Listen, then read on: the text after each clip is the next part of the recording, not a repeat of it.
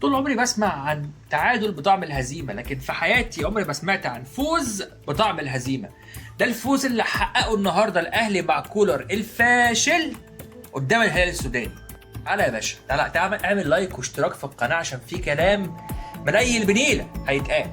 مباراة ولا أسوأ في كل حاجة من أول تشكيلها لحد صفرة النهاية. كولر أثبت بما لا يدع مجال للشك إنه ملوش مكان يكون موجود داخل النادي الأهلي تاني، بتشكيلاته بتغييراته بخطته اللي مش خطة أصلا، بكل حاجة داخل المباراة.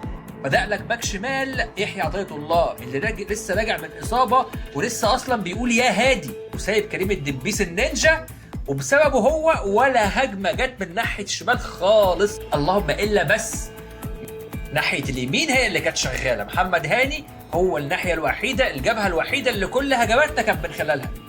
افضل لاعبين بلا استثناء هو محمد هاني واشرف بن شرقي، واشرف بن شرقي عشان كان من افضل اللعيبه النهارده. كولر قام قرر ان هو يسحبه، سبحان الله.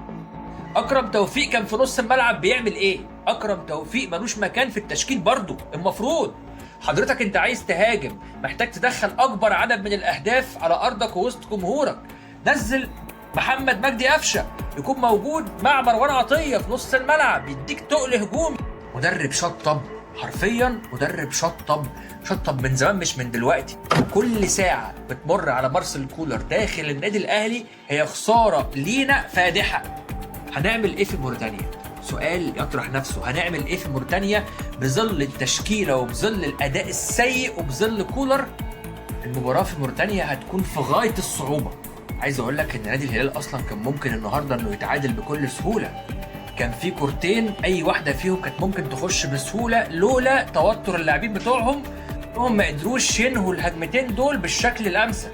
الوضع كان هيبقى ايه وقتها؟ لما تبقى خارج متعادل على ارضك ووسط جمهورك كان هيبقى ايه الوضع؟ انا عايز سبب واحد وحيد يقول لي الاداره متمسكه بكولر لحد دلوقتي ليه؟ الاداره عايزه مننا ايه؟ كابتن محمود الخطيب انت مش شايف الاداء؟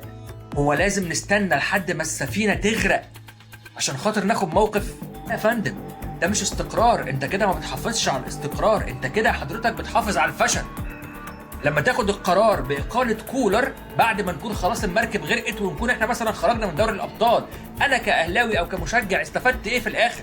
لازم يكون في سرعة وسرعة كبيرة جدا في اتخاذ قرار إقالة كولر. فضلا إدارة النادي الأهلي يحسوا بالجماهير، هاشتاج رحيل كولر لازم يهز مصر كلها يا إخوانا. لازم الإدارة تحس بينا وتحس إن إحنا خلاص ما بقناش قادرين نستحمل الفاشل ده هو اللي يدير وهو اللي يتحكم في المباريات. ده كله كوم، وكاس العالم اللي جاي كوم، كاس العالم اللي جاي كوم، ده احنا هنبقى مهزله. الاهلي هيبقى مهزله في كاس العالم مع الراجل ده. بقى نبوس ايديكو كارلوس كيروش موجود. كارلوس كيروش مدرب ناجح جدا، مدرب عينه حلوه جدا، انسب حل وانسب حد يمسك النادي الاهلي دلوقتي، ان خلاص احنا ما عندناش اختيارات كتير وما عندناش وقت اصلا لسه نجرب.